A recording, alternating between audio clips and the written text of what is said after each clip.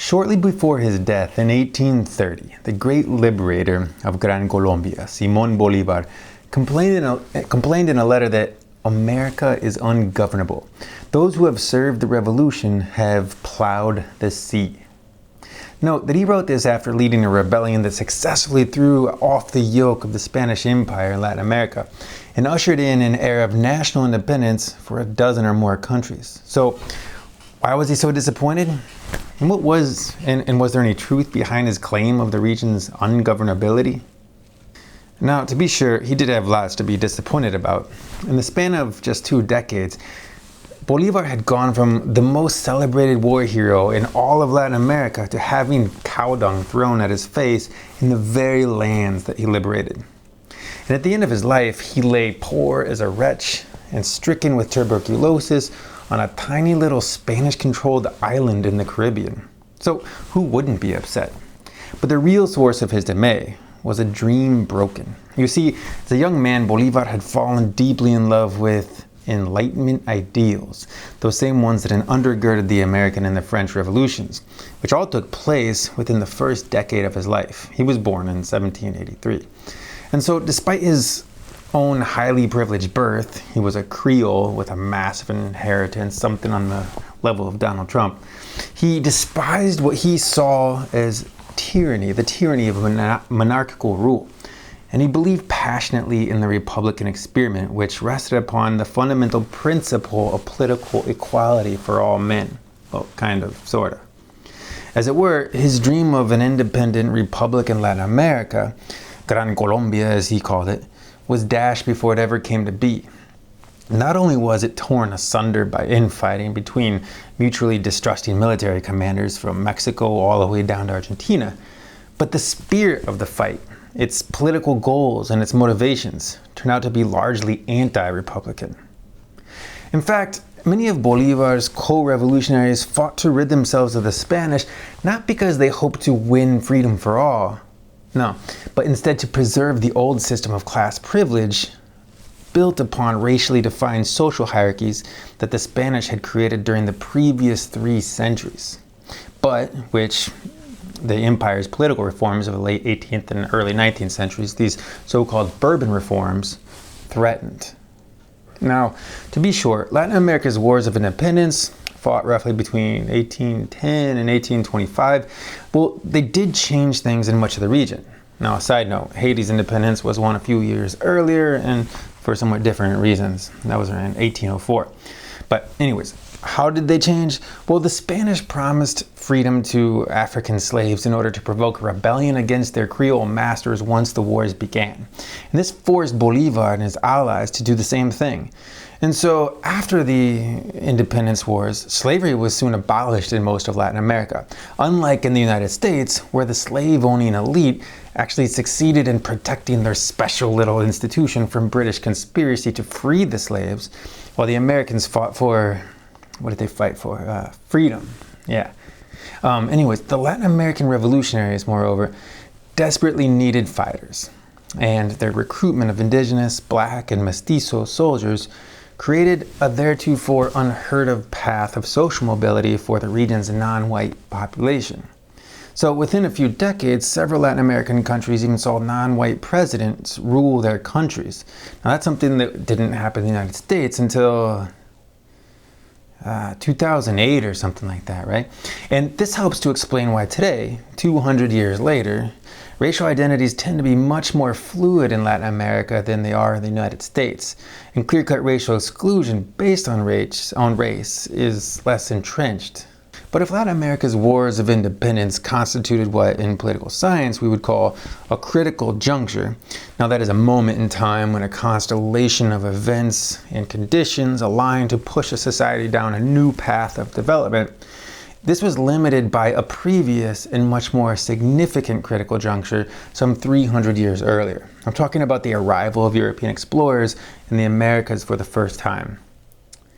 In 1491, the year before Christopher Columbus docked in the Bahamas, there were tens of millions of people living throughout the Americas, comprising too many kinds of political orders and cultural groups to countenance here. There were two massive, highly centralized empires, however. These were the Aztecs in central Mexico and the Incas along the western coast of South America. In Central America, we saw a highly complex network of advanced city-states that we usually refer to as Mayan civilization, although it wasn't really an empire in and of itself. And there were thousands of tribal and semi-nomadic societies thriving and dying and doing what they do virtually everywhere else.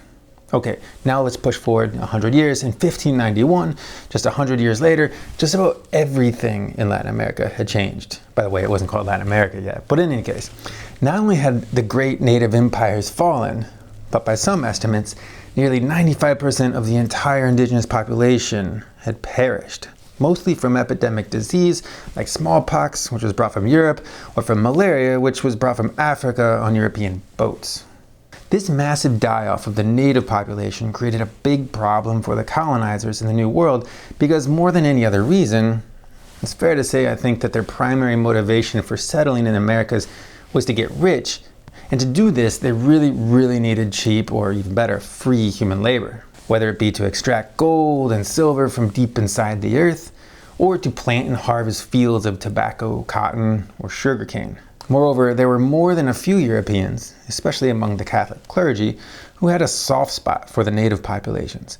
People like the famous priest Bartolomé de las Casas, who vehemently advocated on behalf of the rights of native peoples.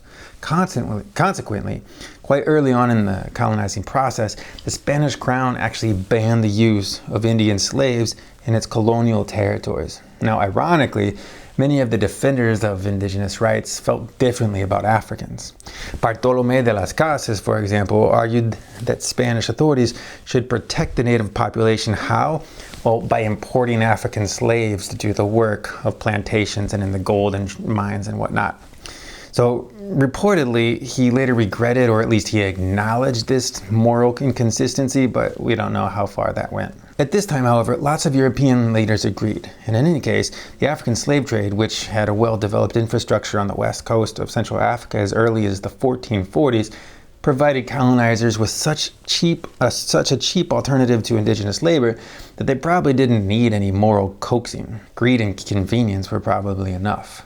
And so it was, that over the next 350 years or so since Colombo's first docking in the Bahamas, somewhere between 10 and 12 million Africans were forcefully brought to the Americas, thus fundamentally shaping the future of the continent in two important ways.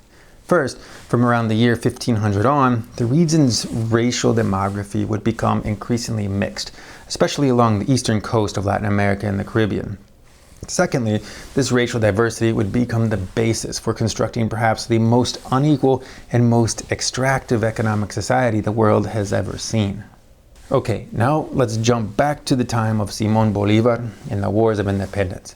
By then, the indigenous population of Latin America had shrunk to just 42% of the total, down from, well, something like 100% three centuries earlier. Meanwhile, whites now represented a whole 20%, blacks about 12%, and the so-called mestizo or mixed race population, whichever the particular mix was, represented about a third of the total. Now, as you probably can guess, at this time political rights and privileges tended to be concentrated among the region's white population, and these were divided between two groups: those born in Europe, what we call the peninsulares for the Iberian Peninsula, and those who were born in the Americas, who for some reason we call Creoles or Criollos. It was the Creoles who would be the first to rebel against the Spanish. The remaining population, the indigenous, the black, and the mixed population, existed in some state of political exclusion, be it slavery, serfdom, or just second-class citizenship. And for them, well, the Spanish weren't necessarily any better or worse than the Creoles themselves. And being that the white Creole independence fighters were so few in number, by comparison, for example, whites in North American colonies on the eve of their revolution represented about 80% of the total. In Latin America, the Creoles really needed to recruit among native, black, and mixed populations in order to wage war effectively against Spain. Problem is, this exposed a pretty serious conflict of interest, as you can imagine, where the Creoles' desire for independence was tied to their hope of maintaining their class privilege, while everybody else would have fought for contradictory causes, for example, to upend the system of class privilege itself that kept them poor or enslaved. In the end, people of all colors, ethnicities, and classes did fight together to end Spanish tutelage in the Americas. But even after the Spanish left, the extractive and racially coded political economic system they began building centuries earlier remained. And this presented enormous problems for any project of national unity, and it made it quite a joke of any pretense that the independence in Latin America was going to equate with republican governance or political equality for all. And lacking those things, violent political infighting and enduring class conflict would make Bolívar's nightmare of an ungovernable America come true, and stay true for a long time to come. Okay, now let's jump forward another 200 years to today. What's changed in Latin America? Is Latin America still ungovernable? Well, fortunately, we can say that most countries in Latin America enjoy far greater political and economic stability than they did in the decades after independence. Most are also democratic today and have been so for maybe 3 or 4 decades.